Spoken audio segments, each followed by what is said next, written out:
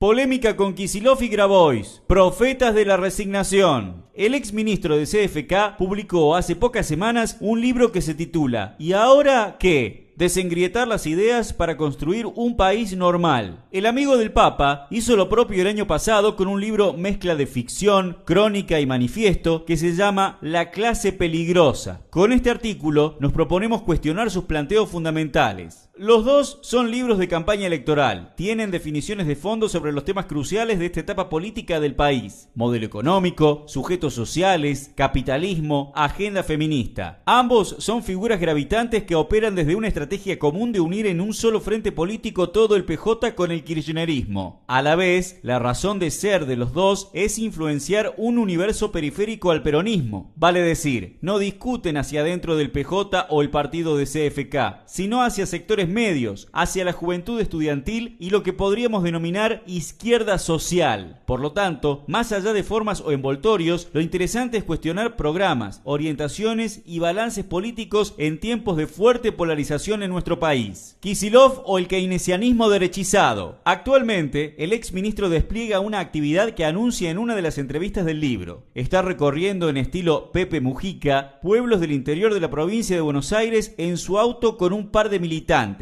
Da charlas, convoca gente en plazas y presenta su libro. La cuestión es que las entrevistas de la publicación tienen definiciones muy importantes. Kicillof hace, por ejemplo, un balance del triunfo de Macri y lo asocia a méritos comunicacionales de campaña de Cambiemos, Durán Barba, y derrota cultural del kirchnerismo, que no supo explicar. Ni una sola palabra de la decepción de un amplio sector popular con las políticas de CFK, no con su discurso, y que por eso migró hacia el macrismo. Sobre las empresas de servicios privatizados es categórico. No se define por la reestatización, sino por ser flexibles y no atarse a esquemas en cuanto a la propiedad.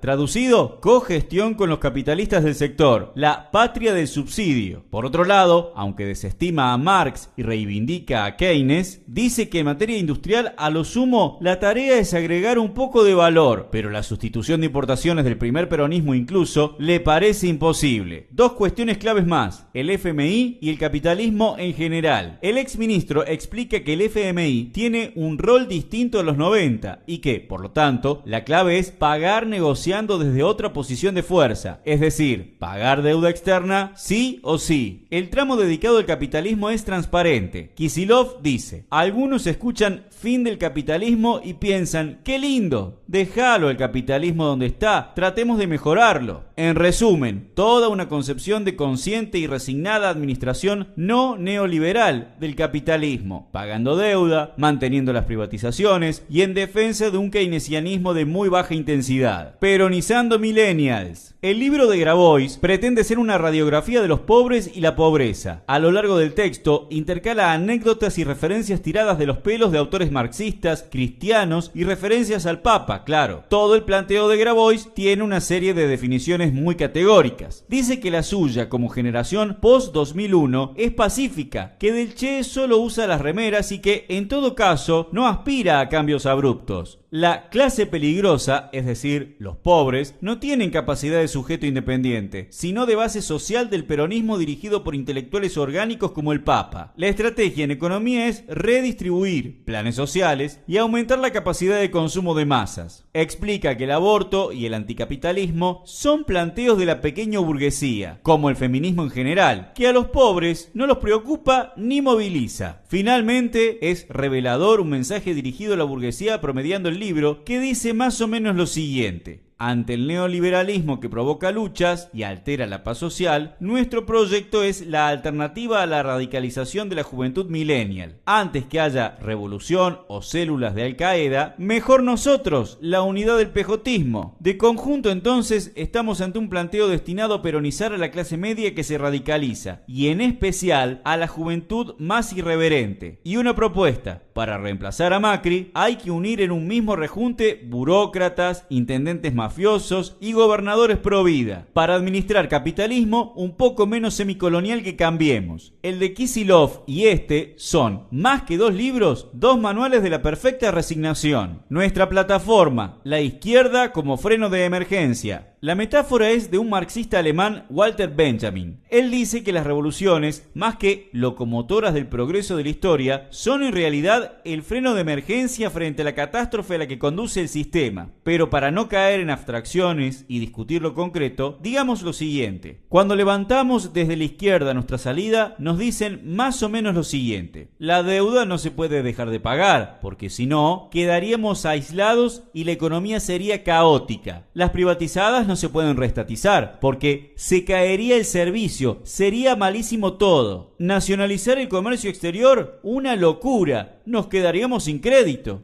Ahora bien, nosotros nos preguntamos, ¿pagando deuda no es un caos la economía? ¿Con los servicios privatizados no es ya malísimo todo? Y con el sistema financiero extranjerizado actual, ¿quién se beneficia con créditos? Para ir al grano entonces. Las únicas propuestas realistas para una salida que asegure que la crisis la paguen banqueros y capitalistas y no la clase obrera, las planteamos nosotros, desde la izquierda. ¿Para qué suspender el pago de deuda? Para tener recursos e inyectar en la economía real. Plan masivo de construcción de viviendas para activar todo el circuito de la producción conectado a esa rama de la industria. Con los intereses de un año, 400.000 viviendas populares, 1.200.000 puestos de trabajo directos y 600.000 indirectos. Resolveríamos así, en meses, la desocupación actual. ¿Por qué estatizar todo el sistema financiero? Para centralizar políticamente con otra orientación el ahorro nacional. Otra vez, inyectar en la economía productiva, no de especulación, ese enorme volumen de plata. Aumento general de salarios y jubilaciones. Aumento presupuestario en rubros decisivos. Salud y educación. ¿Por qué rescindir contratos con todas las privatizadas sin indemnizar? Primero, porque no cumplieron. Segundo, porque tuvieron super ganancias. Y lo fundamental, porque esos resortes de la economía bajo control social de trabajadores y usuarios permitirían planificar los servicios públicos como derechos sociales, incluyendo reinversión de lo que hoy se apropian como plusvalía a los concesionarios para mejorar el servicio. ¿Por qué prohibir los despidos por ley y repartir las horas de trabajo? Porque en política, cada proyecto responde a intereses de clase antagónicos. Nosotros no vamos a subsidiar la ganancia capitalista. Queremos proteger el derecho a trabajar